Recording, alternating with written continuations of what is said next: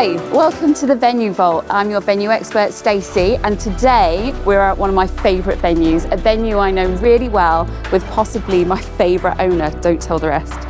We are at Hodsock Priory, which is based in North Nottingham. So come with me and let's go find George Buchanan.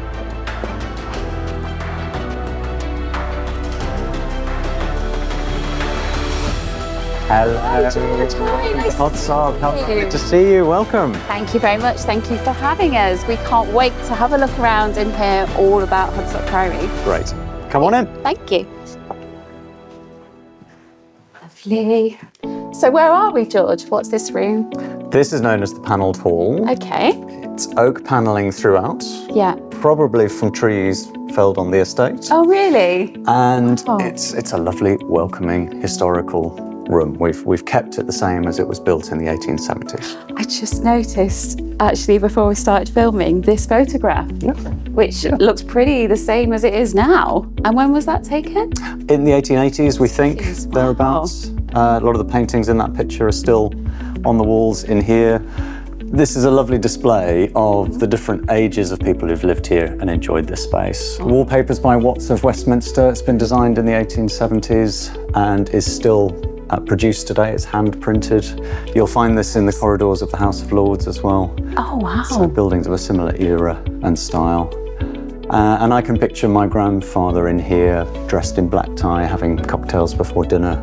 Oh, fabulous. Probably with a Christmas tree here at that time of year, and that remains the same today. Yeah. Oh, incredible. Thank you so much for showing me. Where should we go next? I think we need to go through into the library.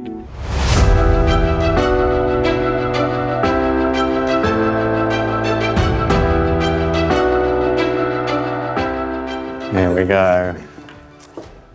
My favourite room in the house, actually. I love a library. Yeah. It's a great space. This wall of light, the views out onto the gardens. I know, when the light comes through that window, George. It's It does. Hello. We have the receipt for this marble fireplace from a place in Florence. Oh, 1820s, Anne, who was living here, wanted a lovely marble fireplace. And I can imagine her in this room looking out over the gardens and onto the farm and the estate beyond. It's a lovely space, wonderful for weddings. You need a quiet space for weddings, you do. but where you're still connected to the whole house. Feel part of it. That for me is stunning. It's great, isn't it? All the chandeliers all the way down. Yeah. It's so well thought of, isn't it? Every little detail's lovely. And I said to you before, I love coming into this room because I always find a new book. Ah, yes. Yeah. From footballers, hairstyles of the yeah. 80s to Eton something That's over it. here. I get it. Well, it's a family collection of books. room. Some of them have been here for a long time. There is actually somewhere over here. Yes, here we go. There's a little book of library cards here, alphabetized what the books in this library used to be. And a lot of them have been given away or sold and over time, but that's rather a lovely record of how things it's were. really nice. Yeah. Wow. Did you have any stories in this room? Yes, I think this is certainly where, during the Second World War, the land girls, Yes. so lots of teenage girls from Rotherham and Sheffield and Doncaster, big industrial local towns and cities, were suddenly thrown into the countryside and billeted at places like this. And there's a little article on the wall here about how the Land Army Hostel at Hodsock Priory was opened, and we had a little reunion in the 90s of some of them to bring them back together. Some amazing friendships were made here. And we know that my great aunt and her husband lived here during that time in the 40s, and they were custodians of these. I mean, there were 42 teenage girls living in this house, and they, tried to make them feel at home. Yeah. And trying to help them bond. They lived up in the attic spaces. There were long days. They worked 7 days a week. They turned the gardens into a big vegetable patch. There's a lot of potatoes, a lot of turnips, a lot of very bland veg that could be turned into big soups, that kind of thing. And they had a lot of fun. They would sneak boys in from the local prisoner of war camp who were bored Italians and Germans who had nothing to do, and they were allowed to go and gather as many of them as they could to say, we've got some fencing work or some holes that need digging. you fancy a day out with some teenage girls, lads? And they were just lining up. Yes, I imagine. Imagine they took that offer, yeah. Here we go. Every home needs a bar. Absolutely, yeah. Very important room, this. Has it always been? Probably not always been a bar. It hasn't. It's always been a sitting room of some kind. You can see this is still early morning, relatively, and lovely, bright, light day. Yes. I mean, so bright that we have UV film on the windows just to try and stop it being quite so blinding. Yeah. And this is a classic Georgian room with high ceilings and ornate plasterwork, chandeliers, a fireplace to keep warm. This is where it would have been lovely to play cards, to do embroidery, and the most important thing is pass on gossip about of course. who snobbed who at which party the other day. That was high Regency entertainment. Yes. And it's no different today. This is where families gather, having not seen each other for a while, or on the excitement on a wedding day. Yeah. This is a lovely place to meet. Yeah, it's lovely. I love looking at the gardens as well. Yeah. From this point. It's really lovely.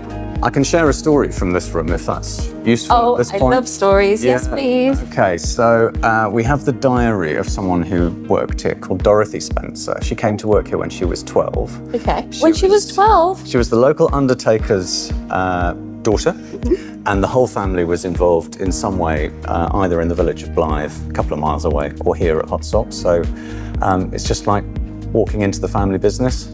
And she was in service here. And I do remember her. She died in the late 90s. So I certainly remember Mrs. Clay, as she was known. And she writes a story of being alone in the house with just one other member of staff living on the top floor. And they heard breaking glass. So they thought the worst, that someone must be breaking in. Sure enough, someone had jimmied one of those sash windows open, jumped in, and was starting to gather oh my goodness. candlesticks and family silver. And she was 12 then, so she remembers it clearly. Right. I think the girl who was with her was probably only 16 or 17. Right. They'd been left with the house revolver. Sounds like a game of Cluedo a little bit. So one of them was holding a candle shaking, the other one was holding the revolver shaking. They came down the stairs and interrupted the guy. Thankfully, he just dropped everything and climbed out the window and ran away. Wow, what heroes. Thankfully, they didn't blow a hole in him. No. Oh my goodness, but they quickly raised the alarm here, and there were lots of people living on site, and they managed to capture the guy, and he was arrested. What a story. Thank you, George. About 100 years ago. What absolute heroes those girls were. So this doesn't look like wallpaper. It's not. This is all hand painted. It's trompe l'oeil. Oh. Trick of the eye, made to look like it's 3D, but it's not. Painted by an artist called Tom Errington in 1986. He came to live with us for months, and on some rather rickety scaffolding, painted these columns and the marbling. And he's painted a collection of birds. There's a peacock and a pheasant, and you'll find a woodpecker. Yes. This must be the honeymoon suite. It is. Yes. Wow, gorgeous. Any stories that you can tell me in here? Well, I can, yes. Dorothy, who I was talking about earlier, who had interrupted the burglar downstairs. The hero, yes. When she was a little bit older, she was promoted through the ranks, and she was a lady's maid. And she was in charge in that room there, which is now a bathroom, of laying out. That's a massive room. It's a huge bathroom. As big as my house, yes. She was laying out the clothes, ready for the following day, and everyone in the house had gone out for the day. And so she was trying on some of these outfits. And they had a lot of buttons and clasps, and it took a long time. And then she heard that the family had come back in, and she didn't know what to do. She froze, and she heard people coming up the stairs, so she decided just to hide under the bed in the full costume, because her friend wasn't within reach to be able to say, "Can you just unbutton me and help me out of this outfit?" I love that. So she spent the rest of the afternoon hiding under the bed because the lady had come up and decided to have a sleep in here for the afternoon. She got away with it, yeah. I like this lady more and more and more. Oh my goodness, how fun. Wow. So, thank you for showing me around Hodsock and telling me all your stories. I know there are a ton more because when we cut the film, we just talk and talk and talk, and I could talk to you forever. But I want to find out more about you. Sure. Okay. So, if you'd just like to tell me a little bit about where you started. Have you always been in events, for example? Do you have other interests? But where did it all begin, George? Tell me about you. I can pinpoint that to one particular day. Wow. When I was about 8 years old, I had a party here to invite my friends over. I grew up in this house, and it's quite an unusual place to grow up. Absolutely. Hide and seek must have been epic. And sardines as well. A lot of Narnia wardrobes here to hide in. We had a football party, and it was something fun to do, probably in one of the holidays, and it was also Grand National Day. Wow. So it must have been spring. And the football match was over and done with, and we all came in, kicked our boots off, probably didn't wash our hands, and then launched into an amazing tea that my mum had prepared on the table. There were cakes and buns and sandwiches and jelly and juice and all sorts. And because the Grand National was on, all the mums and dads went off and watched the telly. And the Grand National's quite noisy, there's cheering, there's all that commentating, there's all that excitement as the horses get over the fences and the commentators getting more and more excited. So that drowned out what was really happening in the room where we were having tea. George, what were you doing? And no one quite remembers exactly how this started, but a massive food fight got going. I love it. I love it. There was food flying everywhere. And finally, my mother, so I'll just go and check on the children. She came in. Well, you know what? There are still friends of mine that shiver as grown men now to go, when your mum walked in. Wow, we got a thorough dressing down, and we were all handed mops and buckets and cloths. And the place had to be spotless. Before we left, I learnt something that day that my friends are absolute hooligans and animals. And never invite them around again. Well, I did, but that was the feeling at the time. But also, wow, we've completely reset. Let's do that again, was my other feeling. Obviously, couldn't admit it. I was in an awful lot of trouble. But I think I learned something from that day to go, gosh, you can make a lot of mess and then you can clear it up afterwards and start again. So I think that was the kernel of hospitality within me to say, let's do that as many times as we possibly can, because it's the best story ever. For how it came to be, that is amazing. So where did you go from there? Well, carried on hosting parties, and early career was in theatre, actually. I studied drama at university. Wow. Putting on lots and lots of different shows and learning how to make costumes, do the lighting, do the sound, and things famously that you learn from theatre is that the show must go on. Yes. No matter famous line, yes. It doesn't matter what's going on behind the scenes, as long as out front looks good, you're good to go. And that was a natural transgression to me into managing theatre buildings. So I worked in the West End. Wow. Then after I got a little bit tired of singing the same show 8 days a week, I can sing Beauty and the Beast in my sleep. I worked in a music venue, so the Hammersmith Apollo, where we had a different show every night. And there was comedies, a lot of massive rock shows, and I met some of my all-time heroes there. Wow. Records I'd borrowed off my brother that I was listening to here as a child, and you're suddenly meeting Bowie, Mick, Jagger, all sorts of big names, and working alongside them. Funny story about Mick Jagger, he brought his family to come and see. We had a pantomime on with Jim Davidson, who did pantomimes for a while. Show. All of this is years ago now, and he brought his young family, and there were sweets and cans of Coke, and it was all very high sugar content. One of his children, who was about 4 at the time, just threw up everything in the hospitality suite. And there were lots of other VIPs there, and he was really embarrassed. And I said, don't worry, you've given me a story I could dine out on forever. Here's some sawdust, we'll mop it all up. Don't worry about it. So that was good times. So, and when you work in a theatre, it is so much about giving people a wonderful time, but they're also old buildings. So you learn about plumbing and electrics and leaky roofs and asbestos and all the hidden things that aren't that savoury about old buildings. Yeah. And that lent itself really well to coming to take over the family home when the time was right to do that, when my parents had grown tired of managing a big place like this. And what it needed is a steady income to pay for the maintenance and repairs and restoration, to keep this place relevant, keep it alive. You need a very big income to be able to live comfortably in a place like this. I imagine, yes. And they're not very practical for modern living. They were designed for families to be looked after by a massive team of staff. There were 12 staff here living under the roof to 4 members of the family in the 1901 census. Right. And now it's kind of similar. We've got a small family that will come and stay here for a wedding. There may be maybe 20 of them staying in the house. Yeah. And there'll be a massive team of... Yeah, it's very true. Yeah, exactly. Gosh.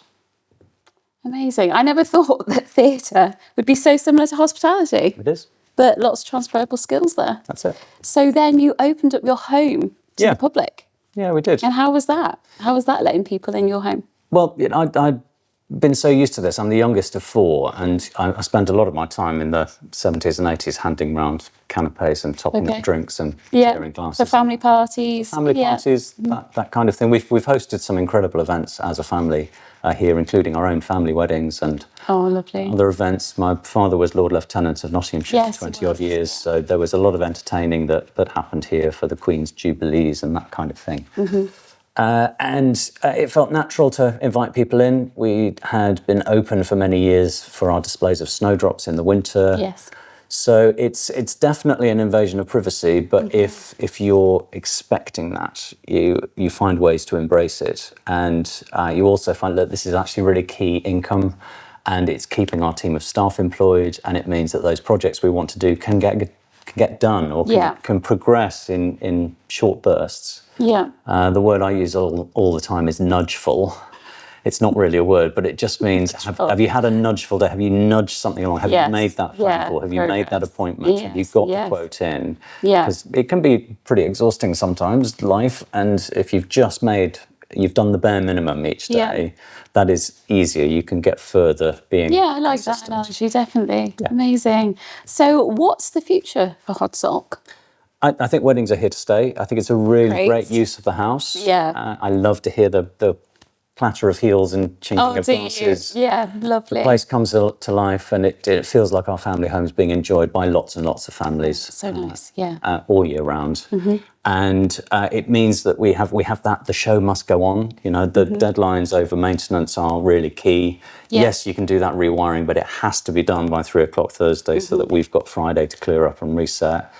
There's something disciplined about that means we're constantly being very sort of clever and smart about how maintenance is done. The gardens have got to look immaculate, but not everywhere. You know, that bit of grass has got to be striped by the weekend, but the rest of it can be a bit wilder. That's going to be in the background of pictures, but we can't have holes and wheelbarrows and spades left out. Honestly, the amount of attention that you put to Hodsock, to making it every single wedding, like a show. So that's your background, as we were saying. The wedding's coming, it has to be perfect. What they're using has to be the best it can be. And that's it. I love it. And just looking after people, you look after people so well. Thank you. And all the team here, who we absolutely love.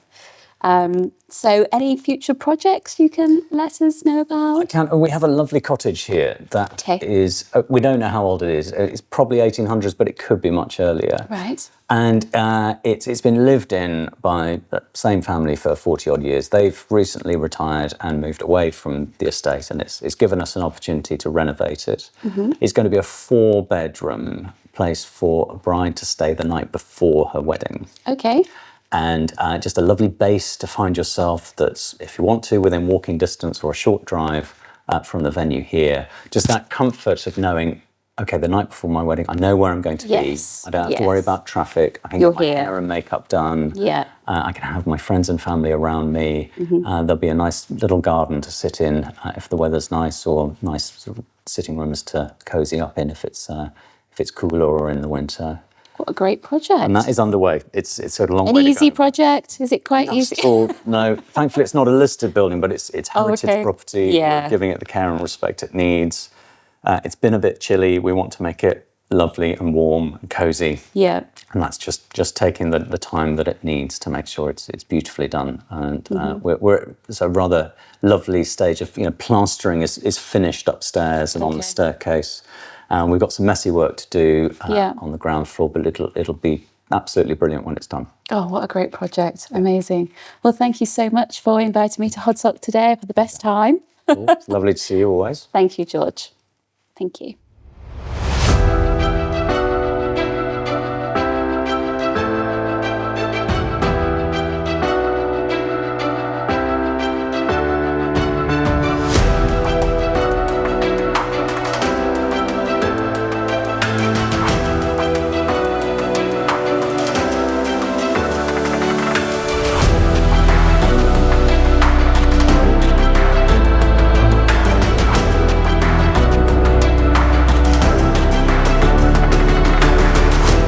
So that's a wrap at Hodsock Priory. A huge thank you to George for your time today and for sharing your stories with me too. If you're a venue and you'd like to get involved, you can apply using the details below. But until next time, thank you. Bye-bye.